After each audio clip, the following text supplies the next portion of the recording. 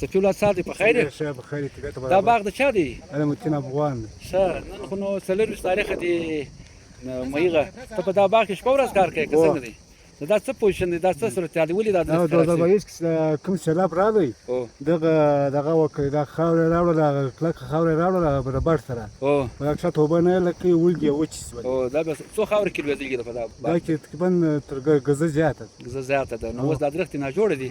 اچھا صحیح دی بعد دغه درختو لپاره خو موږ علاج ور وښولی بیا به هم ته په رابطه کې راسره اوسئ ستا کور ودان چې دا مې راته وښولی.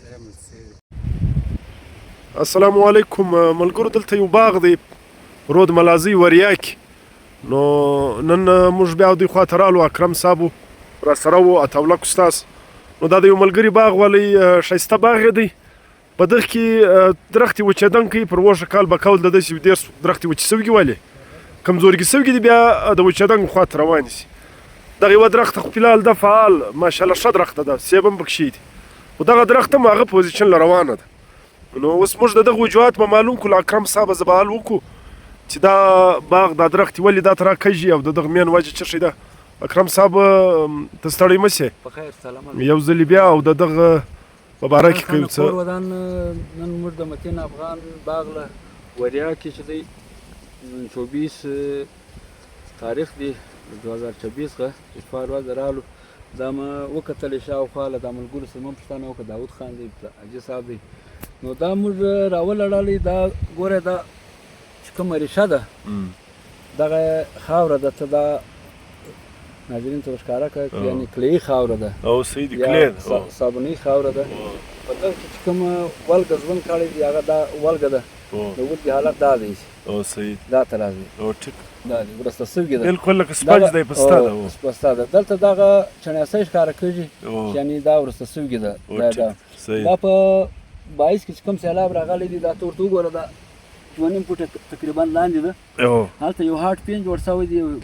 داسې سخت دغه جوړ شوی د هغه باندې دا ولګه چې دغه ولسوالي شروع کړې دي چې ولسوالي یې شروع کړي نو د درختې ګرد انحصار پر ولګه باندې ریښې خوراک ورته کوي دا متاثر شوی دی اوس موږ ودې ته دغه سفارشات چې ته له باغ څخه د سیلاب اوبه وګرځوئ او چې دا کومه شاوخوا مځکه ده د دا تاریخي خاوره ور واچوئ او له دغه سره منکوزې مټالیکزل ورسره واچوي وار دوه افلای کوي موږ دغه امید لرو انشاءالله چې دا به ریکور شي او بله دغه دا چې اوبه چې دي هغه په خپل دغه ورکوي شي پر لسمې ورکوي په ټایمینګ یې معلوم وي او په څو ورکوي شي او بل دا چې 2 انچ ورکوي 3 انچ ورکوي په خپل حساب ورکوي نه چې یو ورځ یو وار زیات ورکوي بله وار کمې ورکوي او دا خاص کر چې کله درختې ډکې شي بیا دا ډېر ځان چې مثال په یو کال کې به ډېرې درختې وچې شي نو دغه دی او بل دغه ډټ چې دی دغه بم باید په کاپر اکسیکلورایډ یا په هر شي باندې چې دوی پیسټ کړي دا به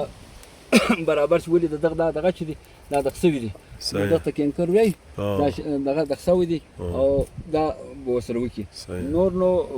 بس په دوی باندې اړه لري او هیله کوو چې دوی به دا پریکټس په ښه طریقه ترسره کړي دغه انسټرکشن یعنی خالد دوی دپاره نه دي په علاقه چا دپاره دي که په داګر د علاقه کې دار چا دپاره دغه دا د هغو دپاره هم دغه معلومات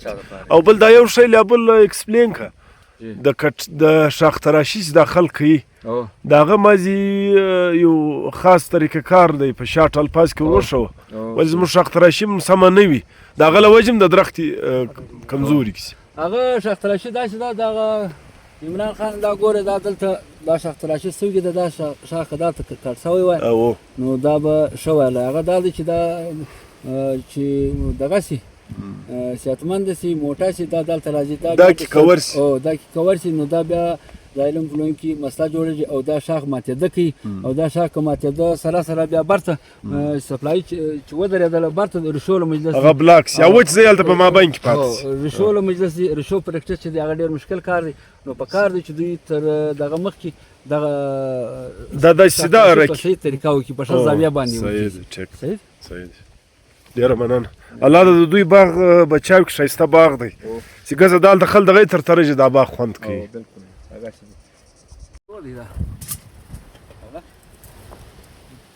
دا 20 انچ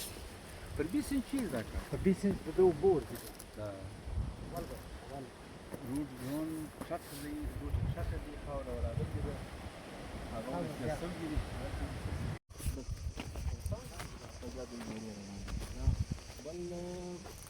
بل شاخ دا سره د ستا په نور باغو کې به هم شاید وي دا په هغه باندې پیسه کوه چې پیسه کله به دا به نه رسېږي پاتې شو هغه